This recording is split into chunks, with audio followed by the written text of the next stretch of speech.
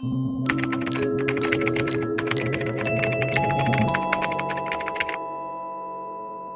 siya natatapos dun kasi pag naramdaman mo kasi sila, they would really seek for attention. Oh my gosh. Tapos every time I close my eyes, may nakikita kong mukha. Pag may tumabi dito, bigla baka tatakbo na lang din ako.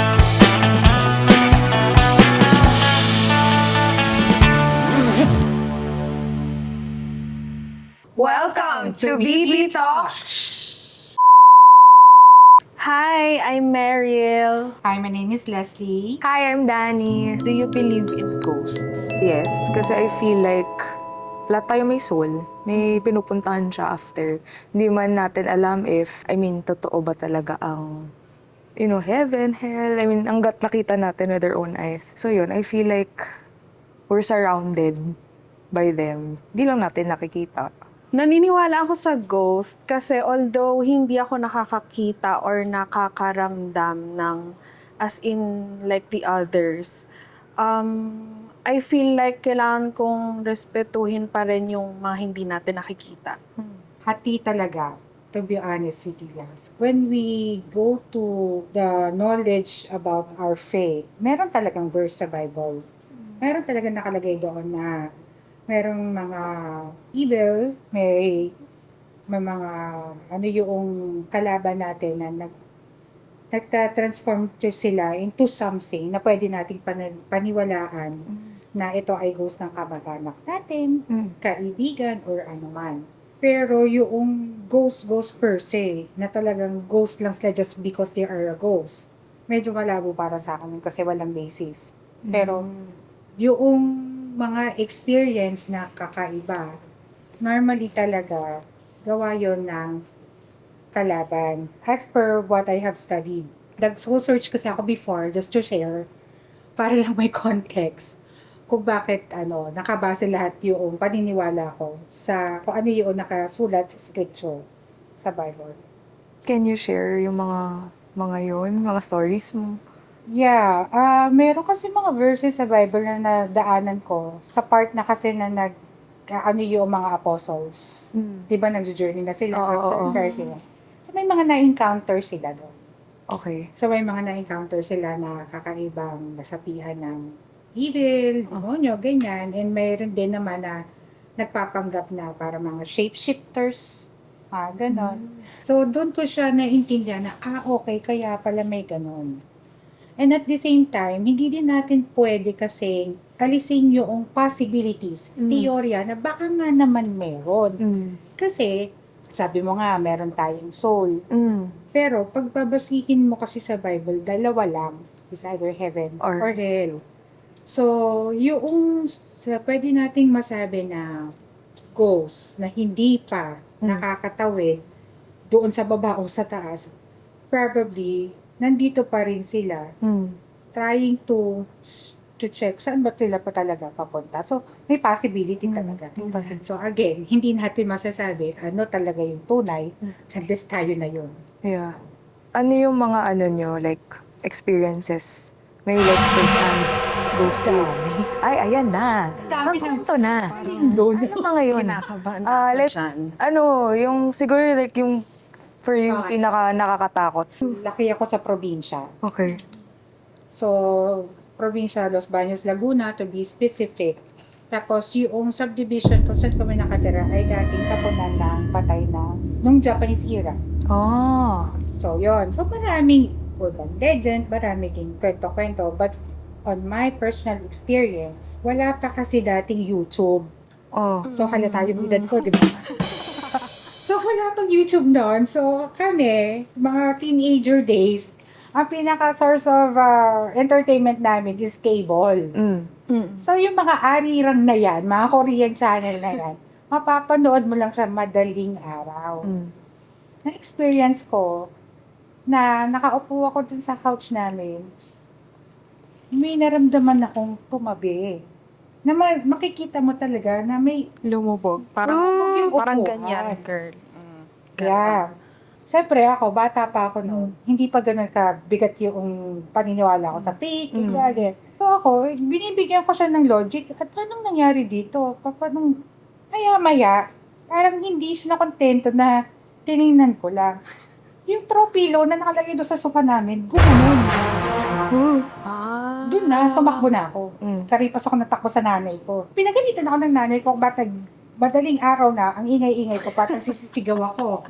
Kasi sinabi ko sa nanay ko kung ano yung na-experience ko. Sinabi ng nanay ko, matulog ka na. Pinapatulog ka na. Matulog ka na. That's it. Hindi na ako nang muli, hindi ko na siya binigyan ng, para ba satisfy lang na yung sarili ko na, okay, medyo may logic yung nangyari. Wala na. Tinulog ko na lang. Hindi siya natatapos doon kasi pag naramdaman mo kasi sila, they would really seek for attention. Ilang araw nakalipas, shortened period sa school. Uwi ako agad ng bahay. Mag-isa lang ako sa bahay. Naririnig ko na may nagsasalita na parang ginagaya yung boses ng nanay ko. Parang doppelganger. Yes. Sabi ko, ang aga naman ni mamang umuwi. Malayo yung working area ni mama, Alabang. Tapos Los Baños, Laguna kami. So, ang haba pa nung Oo. babiyahiin niya, di ba? Sinilip ko muna sa bintana. Kita ko silhouette ni mama. Tumukulit ako. Mga ni mama.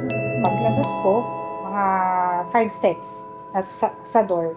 Tinawag ko na siya, Ma, diyan ka na ba? Di sumagot. Bukas ko ng pintuan, walang tao. Kinilibutan na kami. Grabe yung force niya ha, para makapag-produce siya ng ginagaya yung boses ng mama mo. Yun nga yung sinasabi nila na, pag gusto nila magparamdam, magpaparamdam sila. Hindi mo alam, sila ba ano ba siyang entity siya or ano bang energy, ano siya, hindi natin alam kasi una sa lahat, kahit naman sa nating tingnan, ang hirap i-explain kung ano yun. Isa rin yung sa reason kung ba't ako nag-search nung medyo matanda-tanda na ako ng konti para mabigyan ng explanation bakit ko na-experience tong mga to. At sa dinami-dami naman ng tao na pwede maka-experience dito sa bahay namin, ba't ako lang? Ako, nakakaramdam kasi ako. Pero there's one very prominent na experience na doon ako naniwala sa pagbag. Kasi dati hindi ako naniniwala. Parang, bakit? This was back 2015, I think, 2014. I forgot kung ano kasi yung name nung burial place. Pero hindi siya super kilala. So, pagdating naman doon, paglabas ko ng kotse, parang bukas yung door kung saan pumapasok yung mga dead bodies. Kung saan nila parang bibihisan, ganyan. Bukas siya. Tapos sumilip ako. Tapos for some reason, parang biglang bumigat. Wala naman ako nakita or anything, basta bumigat. So, ayun, umakyat kami, pumunta kami dun sa family friend, nagdasal, stayed with them for a little bit. Tapos, paglabas namin noon, pagbalik naman sa kotse, sobrang bigat talaga nung pakiramdam ko. Tapos pag uwi ko ng bahay, fever. 42 something ata, basta sobrang taas. Tapos, 1 week nakalipas, ang taas pa din ng fever ko. Pumunta kami sa doktor, hindi nila alam ano reason. Parang pinis namin together ano yung nangyari leading up to that event. Saktong paglabas namin ng burial place, doon ako nagkasakit. So, oh my gosh, ayan na. May nag-latch on daw. Bumili ng holy water, tinabi sa akin, inaano sa ulo ko, ganyan. So, I think 1 week na after, matutulog na ako. Tapos every time I close my eyes, may nakikita kong muka. Like, ganito ka, parang ka-close. Tapos nakangiti. Kilala mo? Hindi. Basta, yun, every time, oh my gosh, kinakalibot. Aalala ko yung mukha. And then, mag-open ako ng mata, makakita ko may apparition doon sa labas ng window. Kasi naka-face ako sa window. Tapos mag-close ulit ako ng mata, mukha. Ganyan. Oh my gosh. As in, nanginginig na ako, tapos ang bilis na ng tibok ng puso ko. Ginawa ko, nagdasal ako, nag-rosary. Sobrang dasal talaga. Tapos, siguro sa sobrang takot and panic, nakatulog na ako. So, the next morning, pagkagising, wala na yung fever. After nun, every time na may burial or yun, wala, pagpag talaga. As in, ayoko umuwi. Sa akin naman, hindi siya more of ghost Kasi hindi talaga ako as in yung nakakakita. Wag naman po sana, no? And wag din naman sana makaramdam. But for me kasi, more on mga engkanto, ganun. Pero hindi ko sila nakikita, ha? Some experiences kasi, lumaki kasi ako sa Capiz. So, kung hindi nyo alam, dati may time na yung Capiz is known for aswang. Pero wala naman ako nakita. Baka nakapag-migrate na dito yung Baka Ay, nasa- hindi ako yun. Anyway, ayun na nga. So, ako talaga, ever since nung bata ako, although hindi ko sila nakikita, naniniwala ako kasi feeling ko, hindi lang tayo yung nandito. Like, parang meron talaga tayong hindi nakikita. May pumuntang albularyo sa bahay namin kasi parang may gusto kaming ipatingin. Ganun. Tapos, may mangga kasi sa bahay. As in bahay, tapos gate, tas mangga. Sabi nung albularyo, pagbaba pa lang nila nung sasakyan, sabi niya, may bantay yung mangga nyo. May isang masama yung tingin, yung isa naman parang nonchalant, parang gano'n. Wow. May mga kapitbahay din kami na nagsasabi na, sabi sa papa ko na, Kuya, may tao dyan sa ano nyo kagabi, sa mangga nyo kagabi, matangkad daw. So, hindi ko naman masyadong hindi ko masyadong pinapansin, like, hindi nila ako iniistorbo. So, sa akin, respect lang din for them. Until nung mga such time na pag madaling araw kasi gising pa ako, active yung mind ko, ganyan. Tapos paglalabas ako sa sala namin, sabi ko, may amoy usok. Siyempre, isipin ko baka may nasusunog na something or stove na naiwan. Yung amoy niya is amoy yung sinisigaan na dahon. Lumabas ako. So, syempre, chinecheck ko, bakit amoy siga? Parang anong oras? 2:00 talaga ng umaga nagsisiga. Pareho kaming gising nung kapatid ko. Yung kapatid kong yon nakakakita talaga siya, nakakaramdam. So, ang sagot niya lang sa akin is, nagtanong ka pa talaga ha? So, sabi ko, sige, tulog na tayo. Ganon. Bukod sa ghosts, bukod sa atin, meron pang mga ibang nilalang na naiwan na kung hindi naman tayo gagalawin, wag natin silang galawin. Ganun. Pero kinikilabutan ako. Pero may dyan, just to share lang may explanation dyan sa Bible din. Sa Old Testament, Nephilims ang tawag sa kanila, sila yung produkto ng fallen angels and human. So if you're going to review yung part ng Old Testament na yon, that was the time na nag-rebel yung mga angels at nagkagusto sila sa mga humans. So sila yung mga possible na produkto nila. Nung nakita nyo yung ghosts or nung naramdaman nyo yung ghosts, anong na-feel nyo? Bata ako nun, syempre takot ako.